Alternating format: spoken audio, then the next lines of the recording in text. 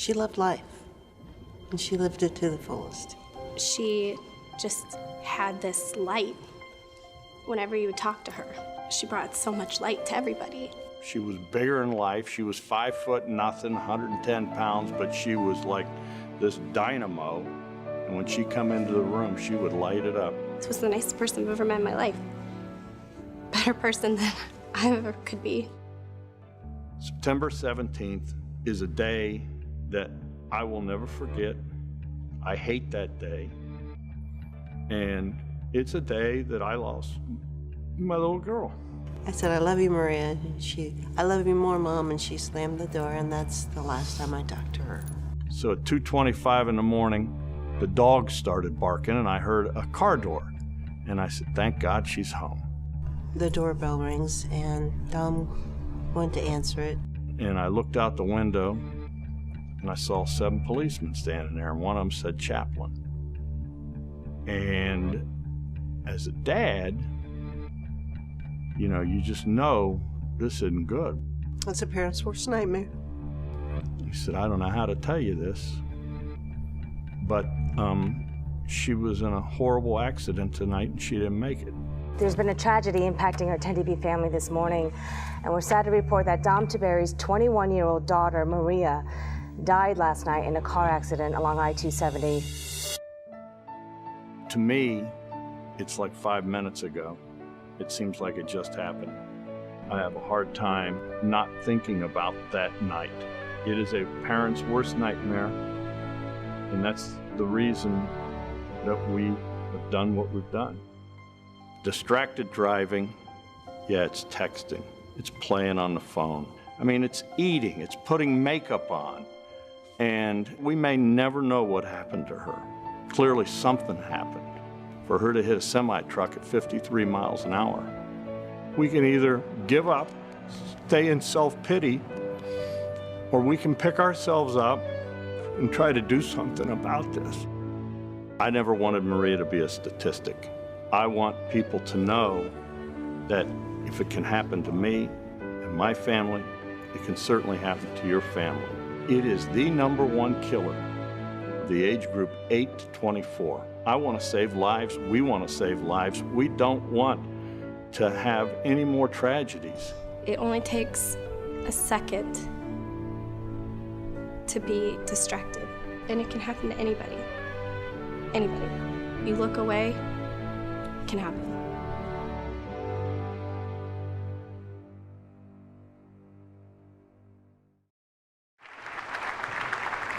Thank you. Today I speak to you not as Dom Tiberi, sportscaster. I've done it for 33 years. Today I speak to you as Dom Tiberi, a father who has a broken heart, and it's a heart that'll never heal, guys. September 17th, we lost our angel, Maria, in what they think was a distracted driving accident. And it has been a year of firsts. We had the first Thanksgiving, the first Christmas, the first birthday, and we've come full circle, and the firsts are over, and it has now set in that there's no do-overs, there's no comebacks from death. And that's the hardest part as a parent, knowing someone you love, someone you created, is never coming home again. How many of you drive? Pretty much the whole room. What's happened in the past, we can't change, but we can change where we go forward. And I'm going to raise my hand. How many of you have ever texted when you've driven? Yeah, I have. How many of you have ever eaten food when you've driven? How about put makeup on, you girls, when you've driven?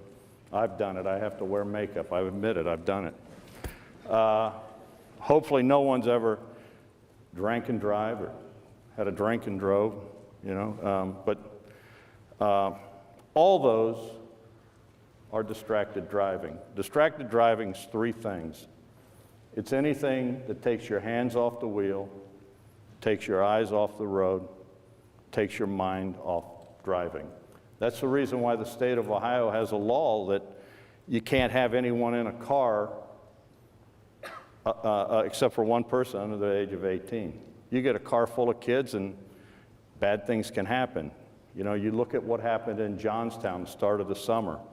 5 kids in a car, 15 to 17 of age. The little boy driving was just 16 years old, had his license 2 months. 5 of them in the car, most of the kids in the back seat were 15 years old, driving too fast, probably goofing off, thinking about how it's going to be a great summer. And he hit a tree at a high rate of speed. The car broke in half. 3 kids in the back seat didn't have seat belts on, and all 3 died instantly. This little boy, and he's a little kid, 16, he's got a brain injury, but he's been charged with vehicular homicide. He's probably going to go to jail till he's 21 years old. But even when he gets out, can you imagine what he's got to live with the rest of his life, thinking that he killed 3 of his friends? You know, I wish I could tell you guys that bad things aren't going to happen. You know, and I look at you little girls here, and I see Maria and every one of you, and that's why these are hard to do, because I see you guys, and I just want to hug you, and I just want to tell you, please be safe. You know, I mean, you made friends here. How many friends we have in here? Good friends. Any of you? I just want you to do me a favor. Just look at the person next to you and think about what it's like to see them alive right now. And as you look at them, I then want you to imagine what it's like if they're dead and they're lying in a casket. I don't have to imagine anymore. My daughter Kelsey, who was 13 months older than Maria, doesn't have to imagine anymore. My son Dominic doesn't, and I certainly don't. You know, I think about that night, September 17th. And Maria came home about 9:30 at night and told us she was going down to the library here at Ohio State to study. And I said, Maria, you're not going to the library at 10:30 at night. And she was 21 years old. She had just moved back home. And she said, Dad, I'm 21. You said there'd be no restrictions when I move back home. And I said, okay, just don't be late. Well, 2:25 in the morning, the dogs barked, and I heard that car door shut, and it's the feeling every parent has when you hear that. You think your kid's home and everything's okay.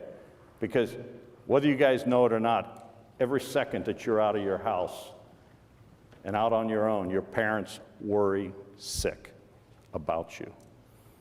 2:27 in the morning, that doorbell rang 5 times really fast. And I'm going, what is she doing? She must have forgot her keys. Her mom's got to go to work at 4 in the morning. But I had an uneasy feeling walking down the hall, and I looked out the window, and you see 7 police officers standing on your front porch. And like I said, one of them said chaplain.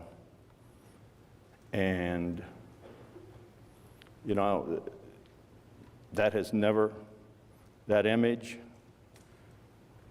those words have never left my mind. And every day I wake up, I think I'm still in shock. I don't believe this. I can't believe this. And it seems like it just happened. I've always prided myself of being a tough guy. And like Sheriff said, you know, I didn't want to believe it. And I'm going, maybe they got this wrong. And I had to go to the hospital. And I'm going to tell you guys, there is nothing worse than to walk in a room and see someone you love so much laying on a table dead. I wanted to take her home so bad. She wasn't coming home. She's never coming home. And that's the thing about death. There's nothing glamorous about it. There's nothing cool about it. It takes everything you have, everything you're ever going to have, and it robs moms and dads and grandmas and grandpas of the dreams we have for you. I wanted to walk Maria down the aisle. I wanted her to make me a grandpa. It's never going to happen now. And You know, I can still hear her telling me all the time, "Oh, Dad, you don't understand." I can hear you guys probably telling your parents, "You don't understand. Oh, you worry too much." Yeah, we do. We do. Because we were once 16, 17, and 18. We've been there. We understand. And, you know, this truly won't click to you guys until you're parents yourself. When you're parents, you're going to sit back and you're going to say, "Wow, I now get it." Because there's a thing called unconditional love, and that's what parents have for their kids. You guys aren't puppy dogs. We created you, and we worry sick about you. I look at you kids, you guys are the leaders of your school. I can tell you're good kids, and I can tell you love your parents. What I want you to do tonight is go home and give every one of your parents a hug and tell them you love them and that you're going to be better drivers, because I promise you, every time you leave the house, there's a sick, uneasy feeling, because this is every parent's worst nightmare. And the statistics, guys, I never wanted Maria to be a statistic, and I don't want any of you guys to be a statistic, but they're there. If someone in this room is going to die, one of you kids, it's probably going to be a car crash. That's just the facts. Every 16 minutes in the United States, someone dies in an automobile accident. In this country, heart disease is the #1 killer, cancer is #2, and car crashes is #3. And I ask you today, what's the most preventable? And, you know, forget about if you die. How about this? Every 5 minutes in Ohio alone, someone is injured in an automobile accident. And the majority of them, almost 70%, are kids. It is the #1 killer of the age group 8 to 24. And enough is enough. It's happening too much. It's become an epidemic in this country. Is it really worth sending that text or the selfie or that Instagram message? Is it really worth listening to that song that you just want to hear, or putting your makeup on that you either kill yourself or someone else? It's not. It's not. And it is happening way too often. As I said, you guys are the leaders. You know, no one wants a police officer till there's one not around. I can't imagine the personal hell these guys have, having to go to an accident, see some beautiful young kid that they got to cut out of a car, and then go and wake up mom and dad and tell them that their son or daughter has been killed. And that is the reality. That's what happened. I want you guys to be the leaders. I want you to say enough is enough. You guys know what's right or wrong. You know it. If you see someone doing something wrong and you're in the car with them, tell them to pull over. You get out and tell them they shouldn't be doing it. Because you may save their life and you may save yours. If you're at a party and you see some kid drinking, don't let him drive. Don't let her drive. Because if she goes out and kills herself or someone else, you got to live with the fact that you could have been a leader and stopped them. You guys police yourselves. Say enough is enough. Be kids a little longer. Let me tell you what, there's a lot of stress that goes with being a grown-up adult. Stay younger a little bit longer. Have fun. But realize you're driving a weapon when you're in an automobile. And you can hurt yourself and you can hurt other people. And it happens all the time. When we came in here today, we had you guys grab one of these. This is the Maria's Message Pledge. And what I would ask is, I'm going to basically administer the pledge, ask you to repeat after me, but don't sign it if you're not serious. As I said, what we've done in the past, we can't change. But from this day forward, we can all be better drivers. We can all keep Maria's message alive. So sign it if you're really going to be committed. But I ask that you repeat after me. I pledge to keep my hands on the wheel, keep my eyes on the road, keep my mind on my driving. If I keep my hands, eyes, and mind where they should be, I can keep myself safe and keep Maria's message alive. I want you guys to know, I tell everyone that Maria's message is a message of love. I can tell you that the administrators with the Ohio High School Athletic Association, they care and they love you guys. Your teachers at your school care and love you guys. Believe it or not, the policemen care and love you. And I certainly love you or I wouldn't be here. And I'm telling you, your parents and your grandparents love you. That's why I want you to go home and give them all a big hug tonight and tell them that you understand that no means I love you. Yep, no means I love you sometimes, guys.